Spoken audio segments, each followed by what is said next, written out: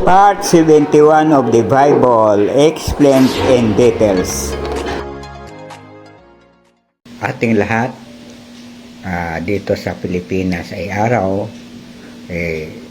maaari sa ibang mga lugar sa ibang bansa ay gabi. Anumang oras, ito ngayon ang pinangako kong i-explain ng detalyado yung kaninang reels na ginawa ko kaninang a while ago, mga about 8 hours ago.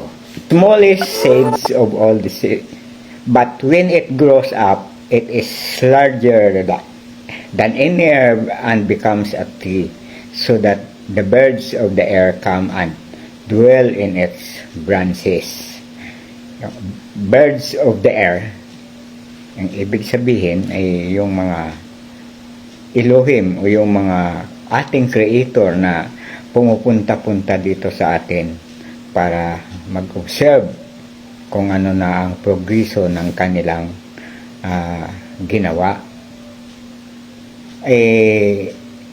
Inoobserbahan nila ang tatlong planeta na kung saan ay naglagay sila ng buhay katulad sa Earth, kung ano ang nangyayari. Yung mga progresibong katulad sa Earth ay karoon ng inheritance o balang araw, kung na-accept natin na sila ang nag-create sa atin, ay bibigyan nila ng kaalaman para ang maging buhay dito sa ating mundo ay tuturuan nila tayo kung paanong mamuhay ng masarap, gagawing paraiso itong ating mundo. Hindi katulad ngayon na nabubuhay man tayo, kahit anong yaman, may problema pa rin. Para mabuhay, magtatrabaho ka, papawisan ka, at kahit mayaman ka pa rin, namumblema ka pa rin, hindi masarap ang buhay, mamuhay sa ating daigdig. Kaiba doon sa kanilang daigdig, kung saan sila nanggaling, paraiso, heaven nga.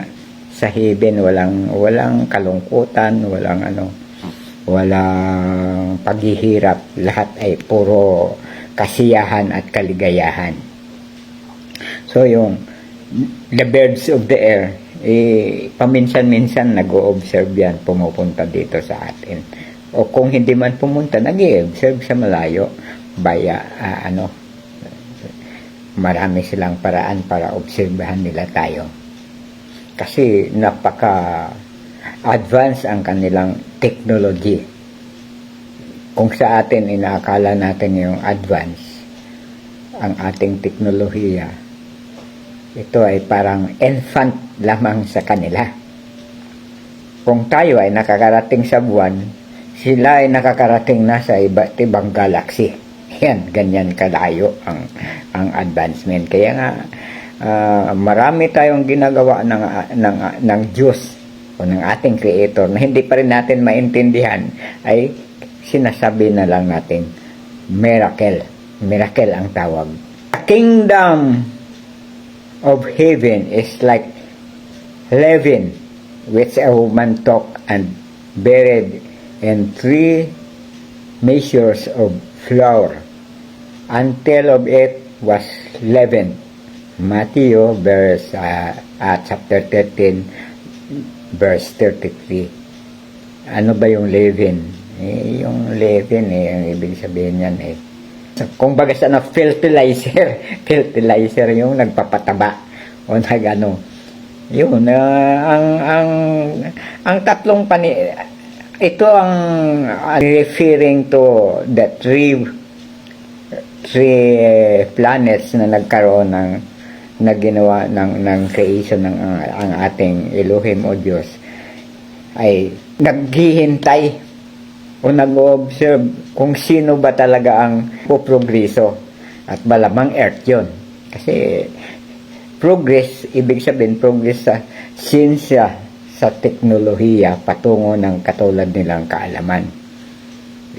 Siguro baka yung ibang mga yung tatlo pang mga planeta doon, meron ding buhay, pero primitibo pa rin. Wala pa rin silang mga eroplano, wala pa rin silang mga cellphone, wala pa rin silang mga TV. Tayo meron na. Ating boses naririnig sa buong, from north to south, from east to west, naririnig sa buong mundo. Katulad yan na dahil 70 o 80, parang imposible itong cellphone na ito na usap ako rito ay napapanood sa maging sa US, maging sa kung saan panig ng mundo. Ibig sabihin, ang boses mo naririnig na sa buong mundo. O, kahit nagbubulong-bulong lang ako rito, pero maririnig na daw doon sa buong mundo. Kung saan ang mga bingi ay nakakarinig, pwede nang makarinig dahil sa kaalaman natin sa medisina. Yan. Kung saan ang bulag ay pwede na rin makita sa pamamagitan ng kaalaman natin sa medisina na noong mga panahon ni na Solomon ay hindi pa siguro nila alam yun. Yun ang ibig sabihin yan. I will utter things hidden since the foundation of the world. Matthew chapter 13 verse 35. Here we have something fundamentally important. Planets have a lifespan, and one day they will be no longer habitable. Yung mga planeta, itong mga civilization natin, sinisira natin ang ating mga kagubatan, mga ano, ay maaring kapag nasira ang mga kagubatan, ang mga tanim, mawala ng tanim, mamamatay rin ng tao dahil sa mga halaman tayo kumukuha ng oxygen. So, magkakaroon ng ecological imbalance, maaaring mawawala ang ating civilization, pero nandiyan ang planeta na wala nang nakatira. O maaaring ang planeta na ito, hindi natin alam, ay sumabog na lang at magiging abo. Walang nakakaalam kung kailan yun mangyayari, maski ang ating creator. O, dapat, bago ito mangyari ang mga yun, tayo, humanity sa earth, dapat ay makagawa tayo ng paraan para makalipat tayo sa ibang mga planeta para ang human species, tayo, Homo sapiens, ang ibig sabihin, ay hindi mawawala sa universe o sa galaxy. Halimbawa, sa ngayon, sa panahon natin ngayon, may mga tao katulad ni Elon Musk na sinisikap na makarating sa Mars. Mawala man itong Earth, may tao na doon sa Mars, magkukontinue ang humanity sa buong universe. Hindi mawawala. May continuation. By that time, humanity must have reached a level of scientific knowledge sufficient either to undertake a move to another planet, or if it cannot adapt itself elsewhere, to create a humanoid form of life capable of surviving on another world. Siyempre, sa mga ibang planeta, sa mga iba ang environment doon maaring tayo, pag nakapunta sa Mars, maaring hindi tayo, wala daw mga gravity, iba ang situation doon, maaring hindi tayo makahinga, walang oxygen doon. So, maaari pa tayo makagawa ng mga iba pang mga tao na naka-adapt sa environment doon sa ibang planeta.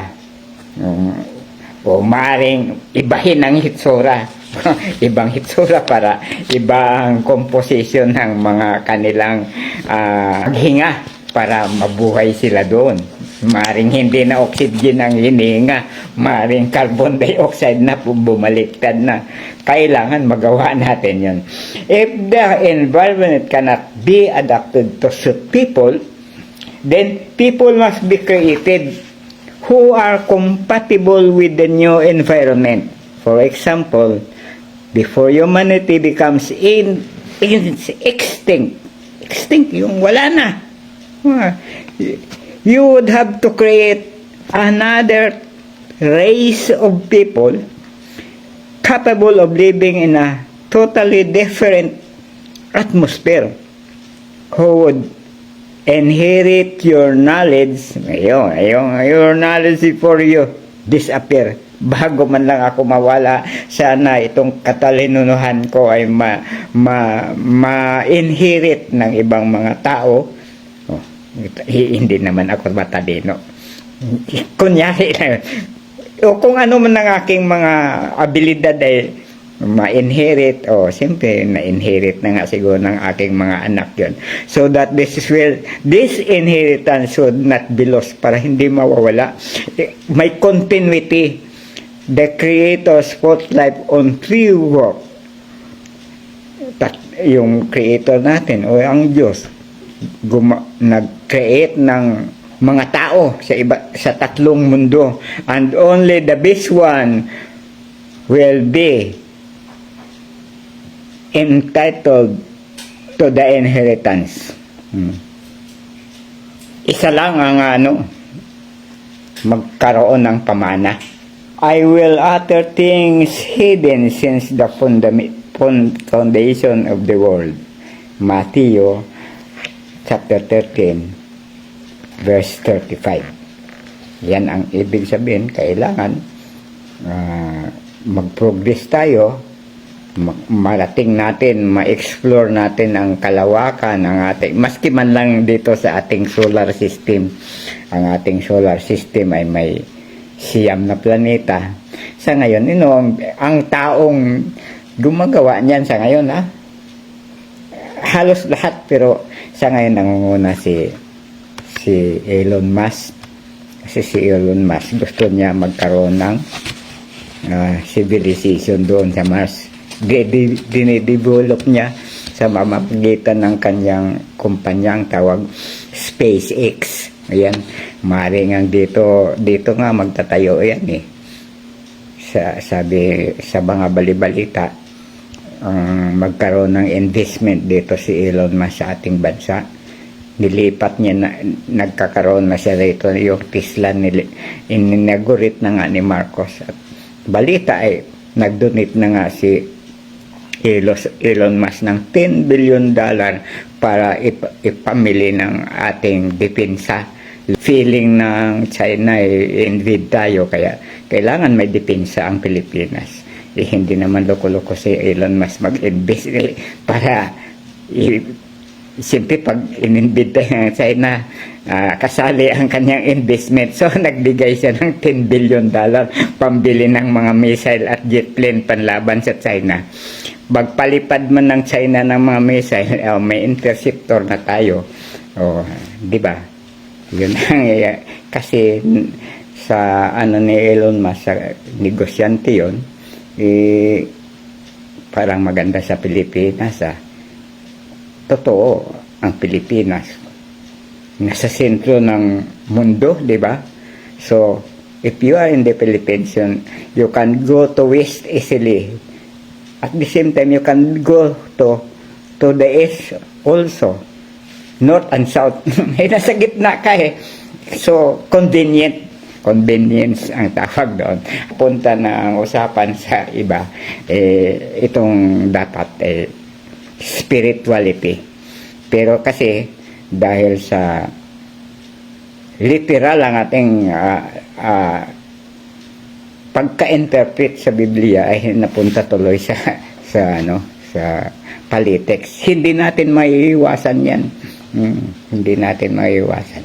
Kasi sa traditional religion na ang mga pag-intindi o pag-interpret ng Biblia ay mystical. Mystical. So, ano ba yung mystical? Parang magic, mystic. Walang mystical reason. Mystical nga Lahat ng religious books, Bible kasama na doon, ay sinulat yan ng mga propeta na binigyan ng mga messages, personal man o in their dreams.